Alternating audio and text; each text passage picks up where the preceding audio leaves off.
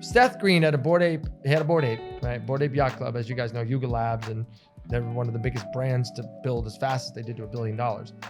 So the Bored Ape Yacht Club, he needed the IP, the intellectual property for his show or whatever he was doing with it. Yeah. And he gets it stolen. He does something stupid, but he gets it stolen.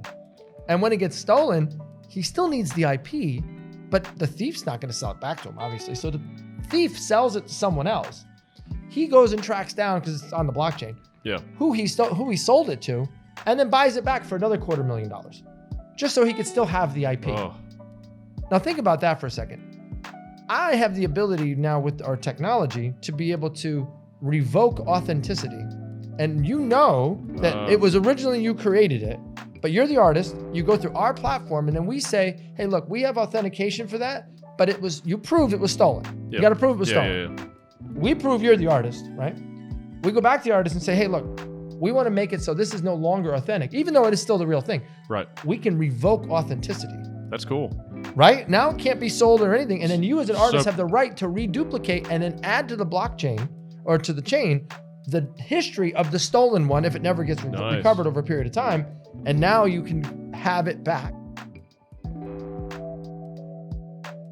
Hey everybody, welcome to another episode of the Creative Businessmen. This is part 2 of the Adam Russell episode. Adam is the owner of Rev3al. He's also an expert in crypto, Web3, and anything Metaverse related. Really interesting guy. We had a great conversation. I think you guys will enjoy it. If you like the show and you enjoy the channel, be sure to like and subscribe. We really appreciate your support. And here you go. We do a Twitter space every Wednesday at 12 Eastern, 9 Pacific. And we talk about... You get your blue check mark yet? I pay for it. I haven't gotten it because I'm on Android. Oh. They said iPhone will have it before Android. And in our Twitter space, we have really deep conversations about NFTs, about the future of security, XR, VR. But one of the cool conversations we had is about how AI art is affecting the artist in such a way. Really interesting. Yeah. And we had artists on too, right? And their style of an artist can be easily created with AI. Now have they broken the copyright of the artist? Now they've created art that looks just like their art, but it's not their art. I've been talking about this a lot, but it's not. So it's not. It's crazy. It is not. From my perspective, it's not breaking a copyright because it's the way they train these AI systems. They train them with billions of weights of information over several months. Sure. And then once they finish the training session, they take all that data away. And so this AI, it learns essentially the way a human learns. And it's kind of just like, AI is like an expression of humanity anyway. It's just all of our information expressed into this other entity, this thing.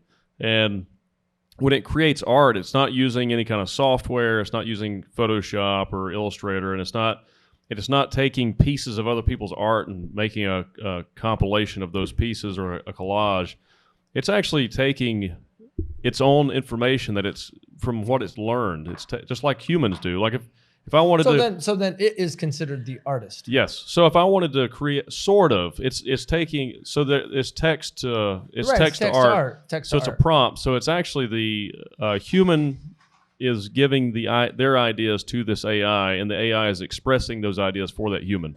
So technically, the human is the one that's giving the AI the ideas to create something. Now, when it does the creation, now based on the style, right? Well, it's just like if I wanted to paint a painting that looked like a Monet, I could paint in the style of Monet. I've painted paintings in the style of Monet. Yeah, I guess that is true. And you could copy a Monet, and it's not copyright because it's your painting. It's an inspiration. But isn't it different if I create it off of a style that's like a very unique style, and then I'm able to monetize that. Yeah, the style? I'm almost pretending can that you I copyright am that that style? Well, it's not. It's still not that artist work, and that's the difference. True, that's the value. You know, people. I think a lot of artists are worried about that. But if you want a piece of art that's made by a human that's in a specific style, you appreciate that artist style, no matter how realistic or non-realistic it looks. But they're doing it in the digital world now, though. So that's the whole thing. Yeah. So and they're also using AI generative too. So they'll create a one piece, and then they'll do multiple versions of it with all different kinds of layers and so on. But it's hard to do. It's harder to do than you think too. I've been creating some AI art. There's a piece behind you right there on that wall.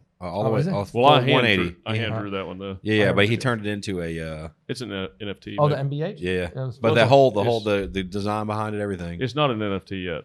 Oh, it's not. It's not. Yeah. Oh, never mind. I apologize. But I did. thought draw you turned that. it into a thing. No, we talked about it. I think Oh, we were going to do it. I think we were going to do it with you guys. I was about to sell. Yeah, I was about to sell out the whole thing, man, instantly. I was about to pitch it. But That's good. I want to renegotiate my cut. but I don't think it's copy. I'm sure there'll be lawsuits, but I don't think it's a copyright issue, and I don't think they'll win it because the AI is creating something from its own inspiration. It's not copying anybody's work. It's not using pieces of other people's work. It's just better at everything. And now here's the question: if you're using Stability AI and he's using Open AI, and I'm the artist, and I have you create the exact same thing, and you create the exact same thing, and now you both are technically the AI is the art, but as the artist, I sell it. Now, if I have you guys do this and I'm not the artist, am I infringing on what the artist was able to create? Well, if I'm putting the information in, then it's really something I'm creating. Right. Well, technically, the AI is you're. Well, the AI to me, the AI programming is the a creation. tool. It's When like you're- a It's a tool, paintbrush. yeah. When you're putting the information in, if you say Monet-like is So like if I wanted to do a Dolly like. Say Dolly like. Sure. Well, if I wanted to do a painting and say like I want to do a lake, a scene of a lake with a full moon with mountains in the background.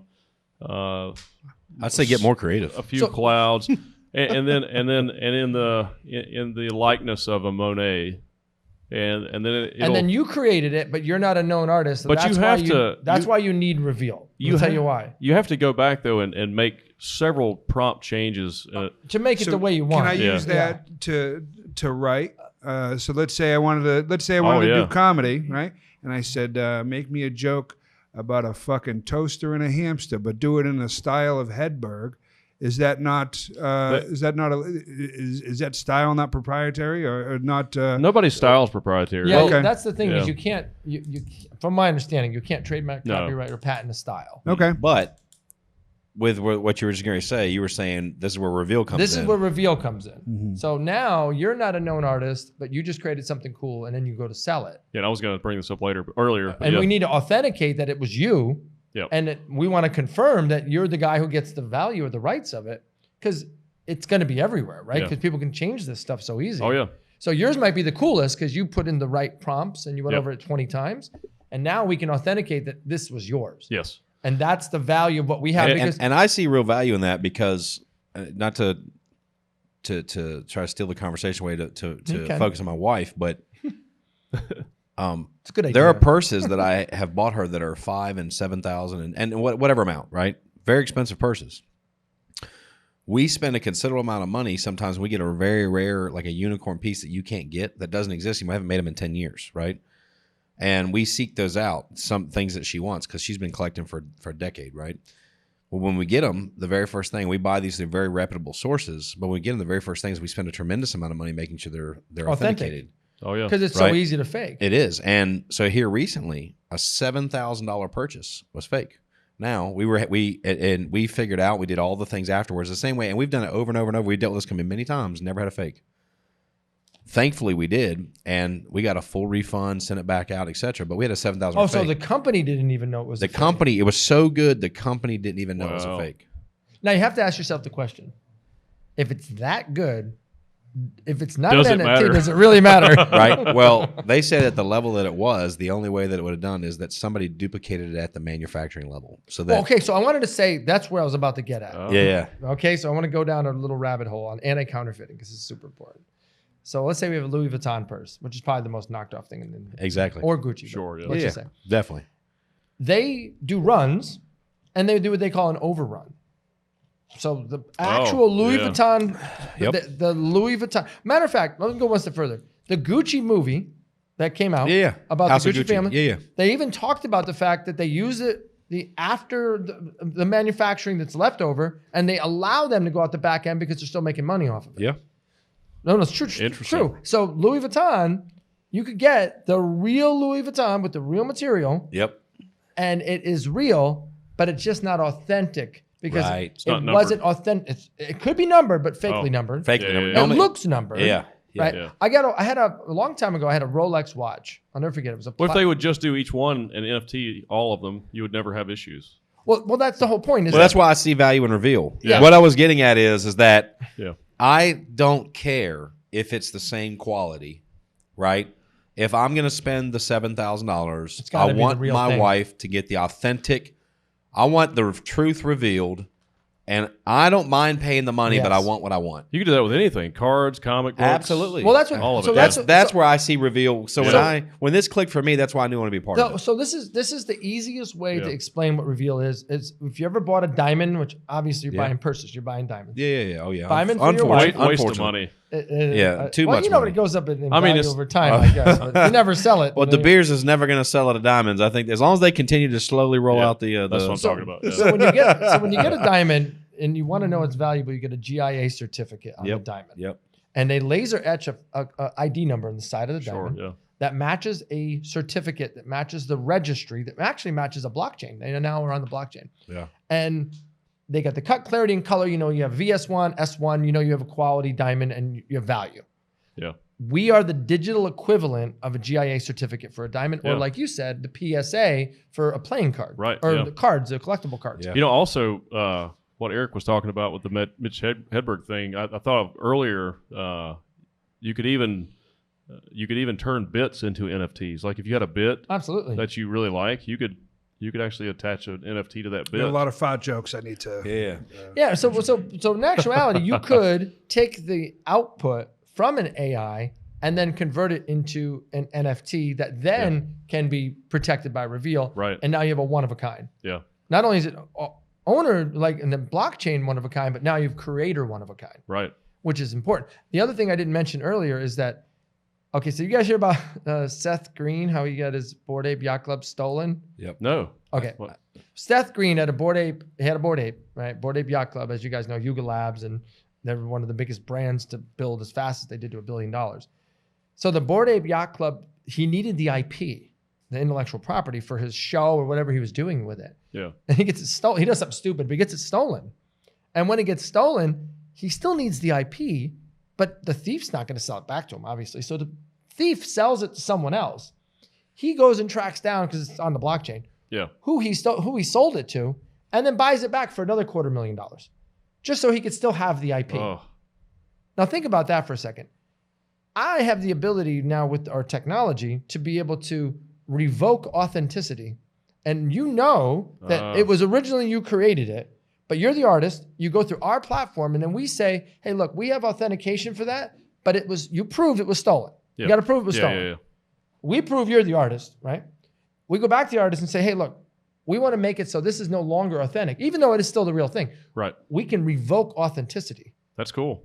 Right? Now it can't be sold or anything. And then you as an artist have the right to reduplicate and then add to the blockchain or to the chain the history of the stolen one if it never gets recovered over a period of time. And now you can have it back. Well, also then your consumers won't be buying stolen goods. So be really careful about who you buy stuff from. So that's the value of what we're doing. We're realizing that there's a huge void in the space of authenticity. Yeah. And when I go back to the anti-counterfeit, we're also going into physical and digital anti-counterfeit with NFTs. So what we have, one of our newer partners has a stenography technology that allows us to be able to use your regular phone.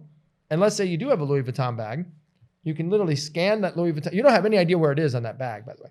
You could scan it, and then it matches the NFT. It matches a hidden QR code, and now I can validate you have the real Louis Vuitton, which then goes through a proof of authority back to Louis Vuitton to confirm that it actually was really a Louis Vuitton, even though there's no way other than this scan or the ID number, and you're able to, because he must have had the top people check his bag that he paid. He wouldn't have paid $7,000 for if he didn't think it was real. Right. But it never would have passed that test. No. Never. I guess one thing we have the one of a kind of it. Yeah. I think one thing that's going to be an issue is privacy, because we're not going to have any privacy. Well, in the blockchain doesn't have privacy because the blockchain. No, yeah, because it's all. But this type of technology. That's one thing that I think is kind of funny when people say they don't want the government snipping in their business. They want to go to crypto, and I'm sitting there going, "Go to blockchain." And I'm like, It's a ledger of everything you've ever I was done. like, I don't know that that's exactly a good selling point. Like, I just don't want the government to control the crypto. right, I get that, Yeah. but it definitely is. I mean, if you go down to Tornado Cash Mine, which is the idea of a tumbler, which is, hey, you know what? I bought it, I put it into a tumbler. It's now taken multiple pieces of it and moved it out. And so by the time it gets to the end, you can't figure out where the beginning and the end was. Oh, yeah. It's kind of like a Tor browser. I don't know if you guys know the Onion Tor browser. Oh, yeah. Mm-hmm. Right? So it's very similar to that. So it's like hiding where it came from. And it has its purposes. And so Tornado Cash, they were basically shut down by the government. They were like, we just brought on a guy by the name of David Utsky. If I were to say his credentials, he like helped take down the Silk Road and he followed McAfee and he's like the CIA, DARPA, like he's got, his credentials are like literally 20 digits long. Yeah. And we just brought him on as an advisor just the other day. Awesome. And we're super excited because now we have somebody that really knows their stuff. Brought him to the good side. And we asked him about Tornado Cash and was like, okay, so do you really think that they should have shut them down? He says, absolutely not. He says less than like 1% was terrorists or any money laundering that they happened to be using it, or money laundering, happened to be using the Tornado Cash. The rest of it was for valid reasons for anonymity. Yeah. It's just about power. Just because because somebody has anonymity doesn't mean that they're doing bad things. Right. Agreed. You just said the perfect point. It's privacy. Yeah. You're allowed to your privacy. Well, let me take it. Let me take it to a broad privacy. Let's say that I want to buy a gun. Private. I want to do that. It's private. I don't want my gun ownership to be disclosed. Let's say that I want to buy dresses for myself to wear, or I want to buy Louis Vuitton purses, or I want to, because how do I keep myself from becoming a target, right? If people see I'm making luxury purchases, so Someone I can be a target, access. right? You become a target. How about hate crimes? How about if I'm a certain gender or identify a certain way and I act in a certain way and people see my purchases, right? Can they identify and target me because of those purchases? So like when I think about it, it's more like too, like I have the right to... Wealthy people. Okay, so here's a good point. Yeah. So if you're an accredited investor, right? Yeah. And that accredited investor list is very valuable. Yep. Especially if you're a deca-millionaire and go on centi-millionaire and so on. Yeah. Billionaire. You don't want your stuff anywhere where people can access your buying habits or anything you do, unless you make it public, right? Right. You're Elon Musk or and so on. And Jeff Bezos, as an example, he probably has a portion of his life that everybody knows, but he's as big a figure as you can possibly get. He owns Amazon. Of course, you're a billionaire. But if you're a deca-millionaire or a centi-millionaire and you don't want people to know, you do want to, and you start using the blockchain, you don't want everybody to know what your purchases are because all they got to do is figure out your address. Yeah. And they can just track the blockchain and do a chain analysis on you, and they got everything you've ever bought ever. Yeah. Ever. And it's kind of crazy because now they're making it so when you go on NFT platform, like for me, I'm the BitDragon, and I actually wanted people to see how easy this shit is. BitDragon.eth, that's my address, right? Right. Behind the scenes, it's 0x, da-da-da-da-da-da. And I have all my NFTs. They're just fun NFTs, like Dead Mouse NFTs. I could take the BitDragon and put the Dead Mouse head on it, believe it or not. It's super cool. That's cool, yeah. It's really cool. So I can actually take the BitDragon and take the Dead Mouse head. It works with Ready Player Me avatar, and I can fly the dragon with my avatar, with my Dead Mouse head. It's crazy. But why do I say that? I wanted people to know how transparent you can be when you buy something. Now, one of those NFTs actually, it has what they call reflections. It pays out all the time. And I get payouts, and then they go into that same wallet. And so they could see everything. Now, if that wallet had millions and millions and millions of dollars in it, I became a target. Right. Yeah. Right. Now, here's the craziest part, what I didn't get at. You guys might not know this, that when you buy NFTs, and if you put yourself out there, you now can have airdrops into your wallet that go in the hidden folder. So in OpenSea, there's a section called hidden that you don't even know. All the spam stuff you don't see goes in your hidden. Now, if you're not a high level, you're probably not going to get anything.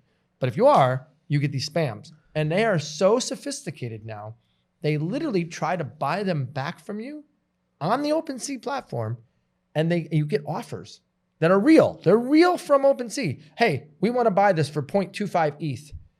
The average person would have no idea. Like, oh my God, that must have been an extra airdrop that came from the NFT platform that I did. And I'm just making some extra money. You know what they're going to do? The minute I connect my wallet, the minute I connect it, they now have got the permissions. So when you download an app on your phone, you authorize permissions. You guys know that, right? All the permissions. Mm-hmm. Yep. People do the same thing with an NFT. You authorize all kinds of crazy permissions. You have no idea what you're doing. It's all a bunch of strings of data. You just say, okay, yes, I admit it. Okay, I click it. And here's the problem. There's no way at the moment to go check to see what are you interfacing with is going to be malicious. We have a partner that we're working with. We're all about either building or acquiring the technology under the Rev3al brand. Yeah. Right? With the McAfee, Norton, Rev3al to protect 2.5 and Web3 and the Metaverse in the future. Yeah. Yep. So what if I told you there's a platform that now I can take, so you're going to try to sell me something and I need to interface with what you have, or you want to buy something from me, but either way, I got to interface with your wallet. What if I told you I can just click on your wallet with a safe environment with a sandbox that says, boom, it runs it, says exactly what it's going to do, checks the contract to verification, and confirms, this is bad. Don't even think about interacting with this. Or it gives me a green that says, hey, you're good to go. We're going to have that technology available to us as well. That's cool. So we're trying to cover it from every angle. Have you thought about, I would say within the next 5 years, quantum computers are going to be a commonplace thing. There'll be quantum computers in every city, and you'll just have to pay some kind of a membership fee to access them to make all your passwords. It'll be cloud quantum computing. Yeah. And it'll be based on qubits and so on. Yeah, because they're so unstable, though, and they're so powerful. One quantum computer can power a whole city's worth of use or needs. Exactly. But how will you guys somehow link that technology to the NFT technology to make it more secure? We're always about adding additional layers of security. Yeah. Right. So right now, our coin, the Rev3al coin, Rev3al, again, not financial advice, we're on KuCoin, and it's on the Binance Smart Chain, right? Which is probably the most liquidity. That's a whole nother conversation about what CZ just did that OG move with the craziness with FTX. But the point is that then we built a consensus layer on Hedera Hashgraph with DAG technology, Hashgraph technology, and then we work with Near protocols to build out our registry with Rust. So we work with multiple protocols inside of our ecosystem. We've got grants from them, and we've also worked with their technologies. So we're not just all in one box. So we're constantly putting layers of security. So I remember back in the day, there's a technology called IOTA. IOTA, which is a smart IoT, Internet of Things. No, Internet of Things technology that does microtransactions. Oh. But it's built with Tangle technology, which is quantum proof. Oh. They built it originally. I think it's called MIOTA now. Now it's IOTA. IOTA. No, IOTA. IOTA. I'm not financial advice about the coin or anything. But the point is that it was built on this Tangle technology. And this is like 3-4 years ago. And it literally was already quantum proof. So we know that if there's a way that a hacker can hack something, most of the time hacking happens at the social engineering level, the easiest path of least resistance. Sure. Right? They're going to get you at Starbucks where they pretend they're the Starbucks login, or they're going to get you through your Google account. They're going to get you somewhere easy, right? Whereas quantum can break passwords very quickly, and it can break the 256-bit encryption, right? So I believe that they're going to put patches on Bitcoin and in Ethereum to be able to be quantum proof. Right. So I think that quantum resistance is not a thought now, but I think there's a couple companies, as I mentioned, were way ahead of their time. There may be a way to use AI to incorporate AI technology with NFTs also. So your NFT, your product could sort of almost be like have its own. No, you're right. You're right. As a matter of fact, it's an algorithm. So if you got to sell it, like the AI could say, oh, this item's not legally sellable. Right, based on these parameters and our learning of the previous buying history and the malicious content that's happened previously, we don't believe this is a good idea for you to do X, Y, Z. Right. Yeah. I agree with you. We're open to technology as long as, the problem is that Web3 opened up decentralization, which is great. I love this. I'm a degen. I love decentralization. Yeah, absolutely. At the same token, you want to be secure. Any security system that's real secure is a centralized security system. Sure. They don't decentralize security. Right. So it's a balance. It's a balance, right? Yep. So that's the point, is that you start out with a decentralized problem when you need a centralized solution. Yeah. And when you look at the hacking, and when dealing with hackers, right? So one of our guys that we work with, they ran the biggest hackathon, real hackers, not like a hackathon. The word hackathon just means you're making code. A real hacker is somebody who hacks them stuff, right? Yeah. Gray hat, white hat, you know what I mean?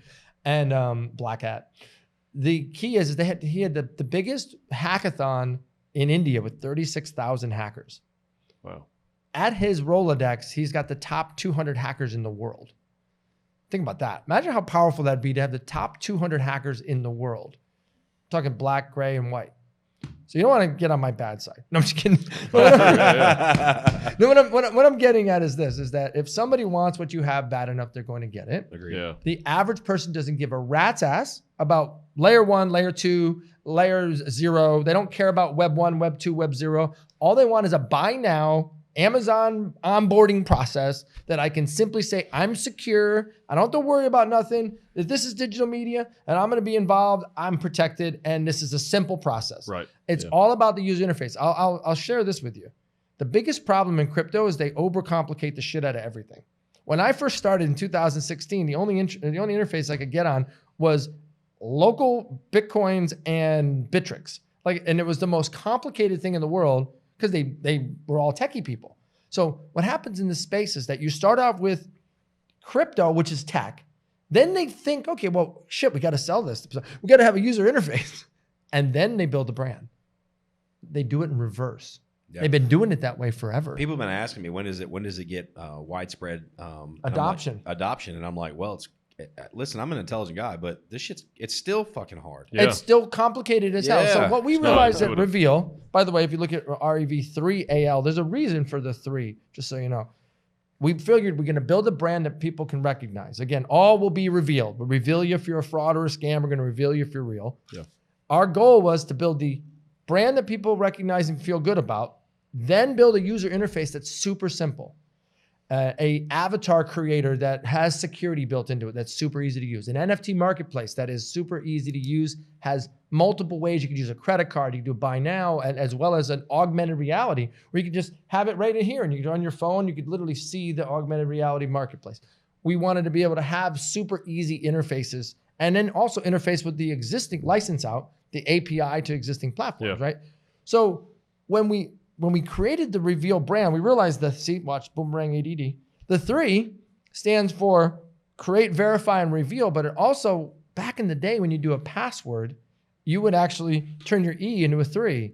You would turn your S into a money sign. Yeah. You turn an A into an @ sign. You turn an I into a 1. And that's how you could remember passwords back in the day. So if I were going to say, I need uppercase, I need lowercase, I need a symbol, I'm like, oh my God. Can't I just make it like my dog's name and my wife's birthday? Can't I just keep this simple? Yeah. But really, if you took the word test, and you capital T, the number 3, the money sign, and lowercase t, you've covered all 3 of those in the word test. Yeah. That's what people, now granted, AI is starting to figure that out too. But yeah, now I just use the Apple password. Now I just use the keygen log. I use a keygen. Yeah. Oh, okay. Now I got to change my password because you just guessed it. No, actually, your password is password. What's funny is, I'm not going to say who, but I do know someone that's password is password. Well, you know what? It's the worst. You know what? The sad part is the Wi-Fi, which is the biggest gate into your home. A lot of them, the admin is admin, and the password is the word password. Yeah. It's a little scary how the barrier of entry to really hack somebody is not what you think it is. It's not that hard. Yeah. Well, now they can just walk past you and copy your key. Oh, well, that's a whole other thing. Steal your car. Sniffer technology is crazy. Yeah. Like I remember once I went up to the gas pump. I don't know if you guys know this. Always, just so you know, if you ever put your key. Oh yeah, I've had that happen. Always grab it and check it. I once went up to the thing to put the thing in, and I grabbed it and I pulled it right off. Yep. Yes. They just put the skimmer right on top. Just like it. Yeah. They do it on the ATM machines. They could do it on. I mean, look. At the end of the day, and now they have so here's it. Okay, PSA. Got to put a PSA out. This is important. I go to all these events and there's QR codes everywhere. Oh, everywhere you go to the bathroom, it's in it's in the urinal, it's on the wall, it's at the restaurant, it's everywhere. You guys know that when you unless you have a special software that black box it, when I click it, because most of the time it's instead of being static, it's dynamic, meaning that I can change what the QR code goes to. And you don't know what it is. It's probably like a small, simple, like a bit.ly, like a little bitty link, because they don't want to be this big, long link. Yeah. So you have no idea what you're clicking on. It's taking you somewhere. It's taking you wherever I want to take you. So I'm going to be doing, just so you guys know, you're going to like this. So I went into Home Depot the other day and they're selling windows. And so I go into the bathroom, which is like the most likely place that they got your captive attention. And they have on the wall with a QR code to buy windows with a piece of paper taped to the wall. I'm like, I could easily print this at home, put my own QR code on, and just pop it in the bathroom.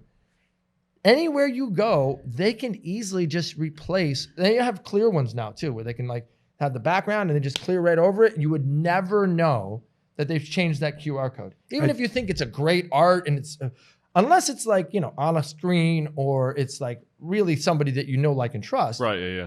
Don't scan QR codes just randomly. Like, be very careful, because if you scan that QR code and if I put the right link, I have access to your phone. Yeah. Everything in your life. And now I have access to your phone. I have access to your banking. I have access to everything. Again, not financial advice. We're not trying to steal people's money. What I'm saying is that QR codes is just as if I texted you a link and you clicked on it. Yeah. That's scary. Oh, yeah. You got a QR code in the back of your shirt, don't you? I do, by the way. Yeah. Actually, let me try to. Yeah. Stand up. Let's see if we can get on the camera here. That's what we'll do. Where's the camera? So what's going to happen when I it's right Here, there. it's right here. Yeah. So if I click on that, you got all my information now? No. That QR code actually goes to our link tree, Okay. which has access to all of our information. Yeah. And so I was going to ask you. I'm pretty sure I was able to give out. So I started sending the link tree Yeah, I out got to it. a few people so they can start researching and. Yeah, so it looking. has our deck. It has our partners. It has Links to social medias, Twitters, and all that. All of our social media, our Twitter, our TikTok. It has everything on it, right? Yep. And I think that that's the future where things are going, is like your card, if you will. Mm-hmm. I met a platform out in Vegas. Or no, it was LA, called Blue Social. So it's think about proximity based NFC. So when you walk in there, if you have it and you have it, we all know where each other is. Yeah. And we all have access to all of our information. Right. The biggest problem is that when you go to these events, you get all these. Oh, yeah. You use Telegram. You use WhatsApp. Mm-hmm. He uses LinkedIn, and he uses Instagram. It'll drive you nuts. Yeah. Right? I usually just download it, give it to my assistant. He takes care of it, and we do it. But at the end of the day, what happens is that follow through from those models is not an easy system. So Right. at least Linktree brings everything together in an easy format that it's all in one spot. It's easy to access. You know. But Seth showed me something yesterday, a card that you yeah, that's the had card. made. The dot cards, yeah. It's really cool. card. Yeah. So Yeah, I like the guys who created that technology are the guys I'm talking about. So They white labeled it to dot. how do you protect against those malicious? Well, NFC, you've got to shut off your NFC. So in your phone, Yeah, the NFC you shut tap. off NFC. Yeah. Right. Yeah, because it's on by default. Well, with the QR code specifically, where you're talking where people can use those. The QR code I use, again, this is not advice on what No, to sure. do. I use an app called Lightning Scanner, which not only does it, my phone's off, of course. Not only does it block it so you get to see what it is, it also keeps a history of what you have been doing. Okay. So even if at least if you are able to see it before you click it, you can kind of figure it out. And then when it opens it up into a safe browser that's checking it first before you interact with it. Oh, that's cool. Right. So it's black. It's a verification. It's a black box, right? Yeah. And it's a verification black box. And then it also has the history, which, think about it, is really good because you want to know where you were. Yeah. Especially if you're at an event and you scan like 30 things on the walls and stuff. You don't remember what you scanned. Oh, that was a really cool NFT like 30 scans ago. Yeah. Right. You don't know what it is. It's like you have all these browsers open, all these pages, right? You're not going to go back to that. So I like it. Matter of fact, I was, and you can use it for different scans too, not just QR. You can do a regular scan as well. Okay. So there was some tile on the house that they needed to have a scan of the tile, and I was able to just scan the tile. And it was like 3 weeks ago. And they're like, oh, do you have that scan of that tile? I'm like, I don't know. Let me check. Check the date. Boom, there's the scan. I gave it over to them. Nice. So that was really cool. That you have access to the data at the time it was. So it's time, date stamped, and you get access to whatever it was you were trying to have interest in. Yeah. When we had started, you had mentioned that a lot of people ask you about the reveal and all that stuff, and you kind of wanted to get all the questions out of the way. What are the questions you get asked about? What are the things that we could talk about that we haven't covered? So one of the big things, I've got people that reach out, and I've got a pile of people that have reached out. And they just know that we're involved, and they want to get involved, and they've got, and I've just said, hey, hang tight. So this, I think, just what you've already said and what you've already done helps a lot of it.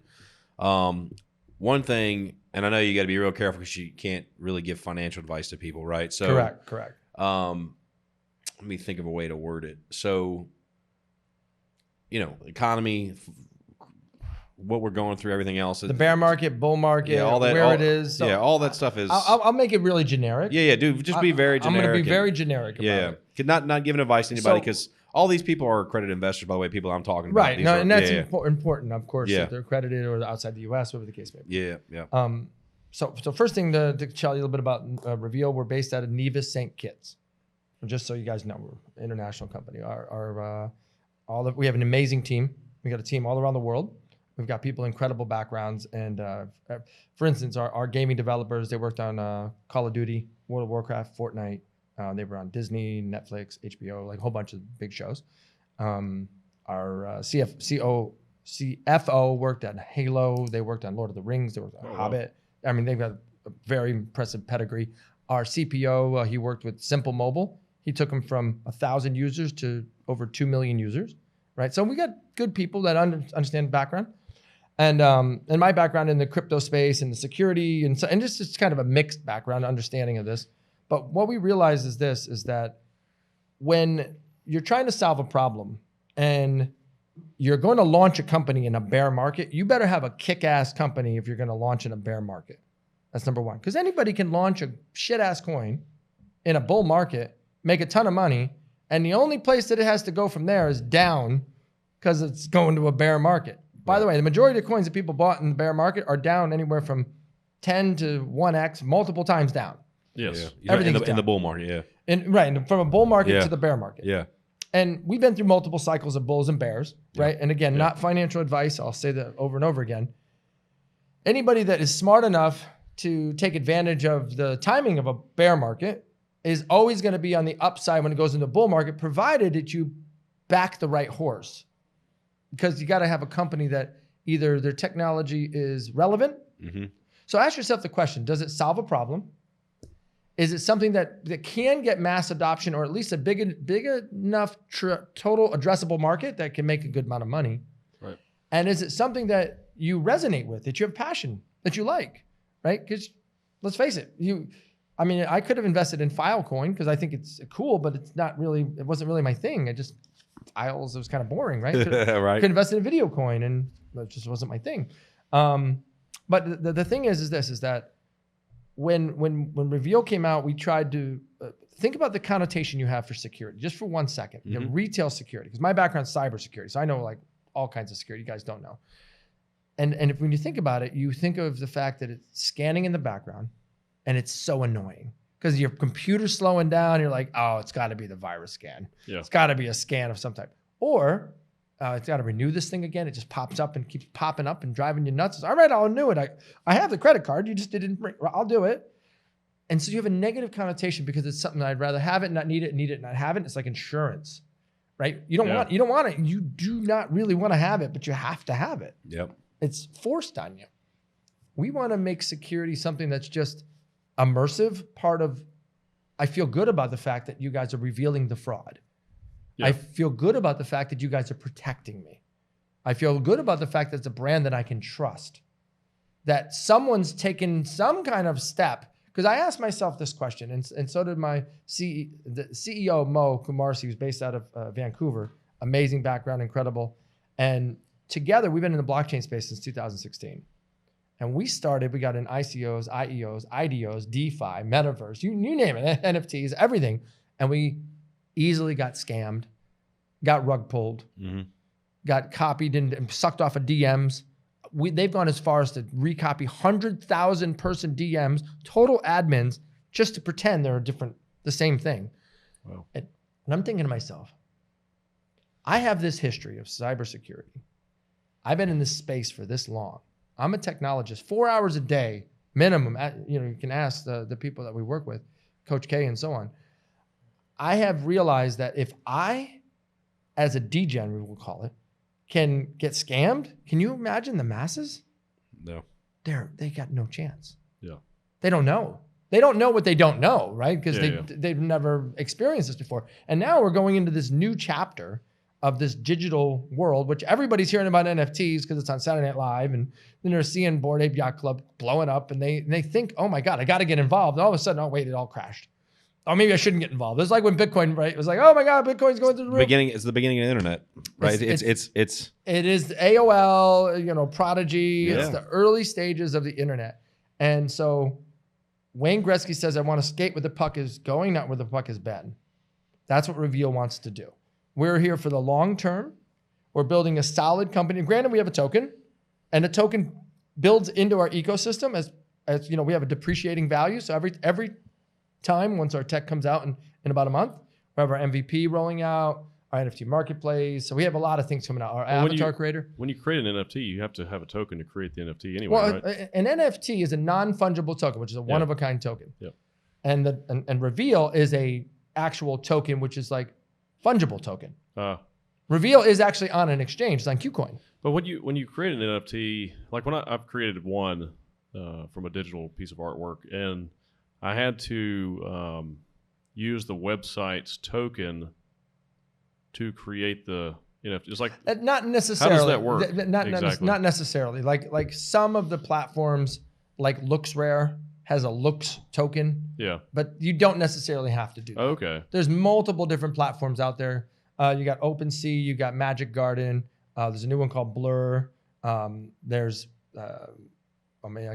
Art. There's so many. I use one to start with Art Blocks. I mean, there's so many of them. There's different, super rare, and I can go on and on. SoulSea. I mean, there's a ton. And what happens is that some of them have a token built into their model. Yes. So LooksRare is a good example.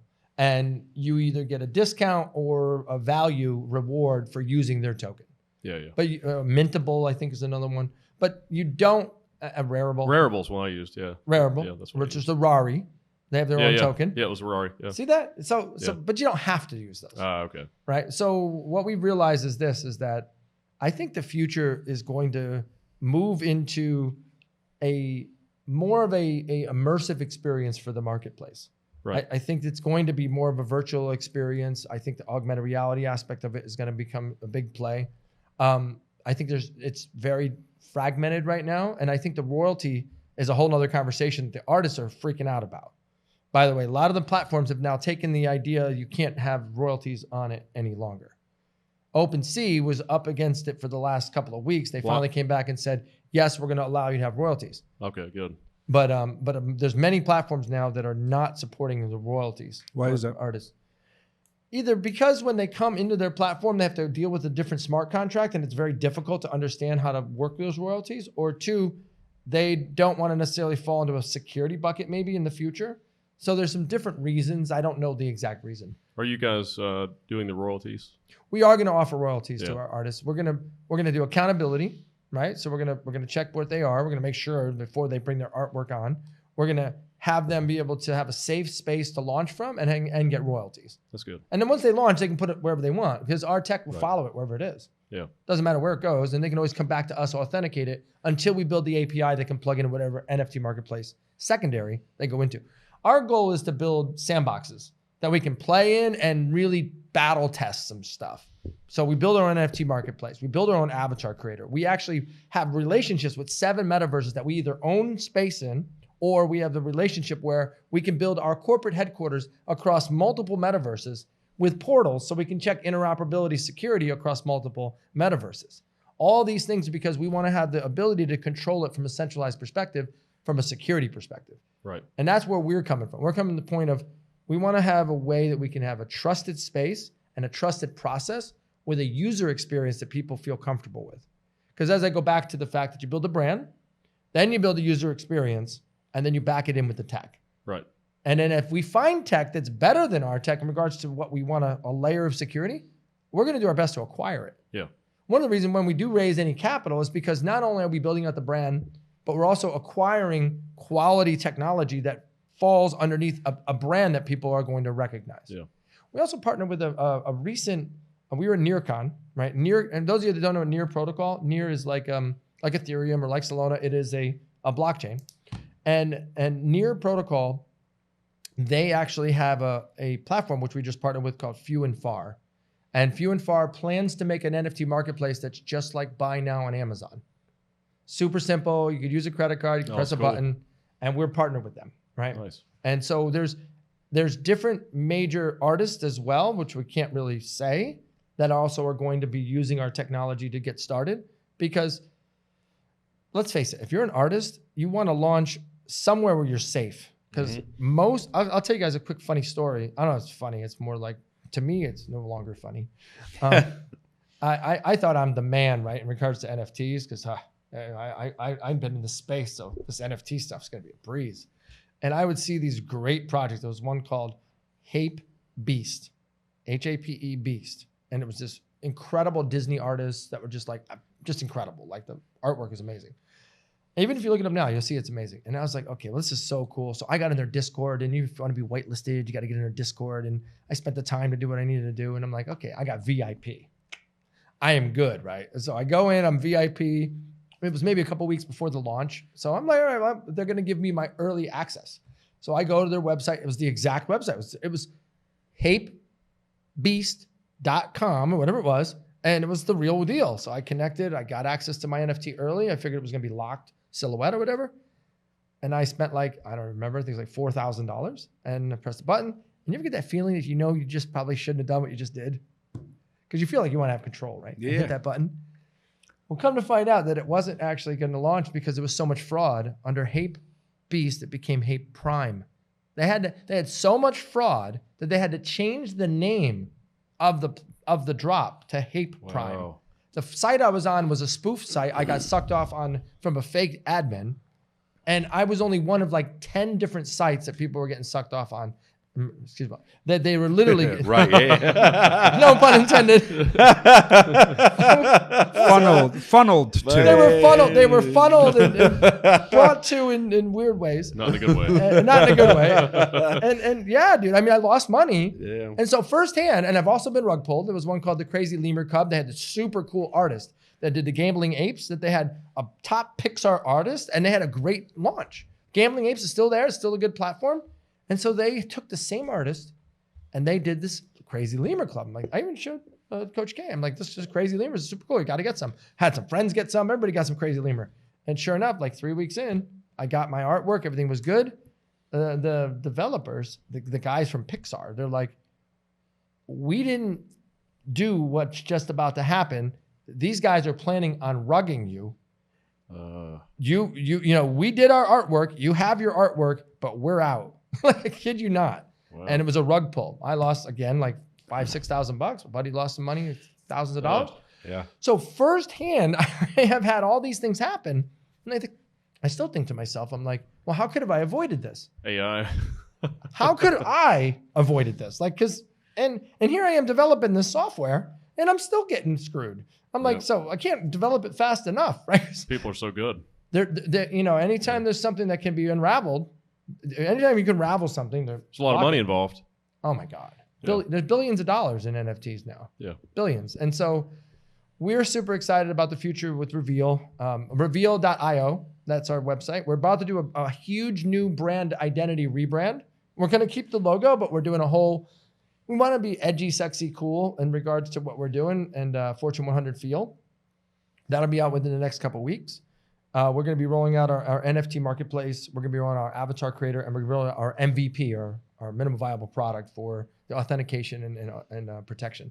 So yeah, we're super excited about all the things we're doing. Obviously, we're Rev3al Tech for Twitter, and all the links will be on here, of course. And we do our Twitter space. If you guys want to come in and check it out, and we encourage those that have any questions. We're fully doxed. We're out in the open.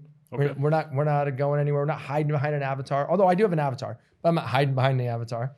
And I really appreciate you guys bringing on the show. If you guys have any other questions for me, I'm more than happy to answer them. I'm good. I think it's great. I think there's a lot, and a lot of what you hit on, and there's a lot of fun in this too, where people are going to enjoy this one.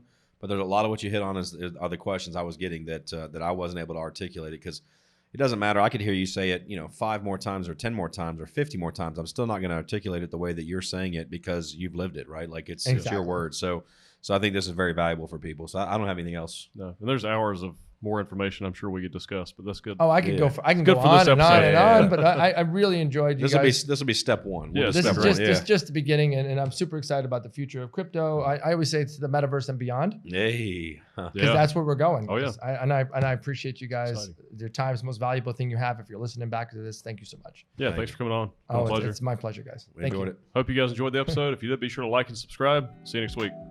Bye, Take care, guys.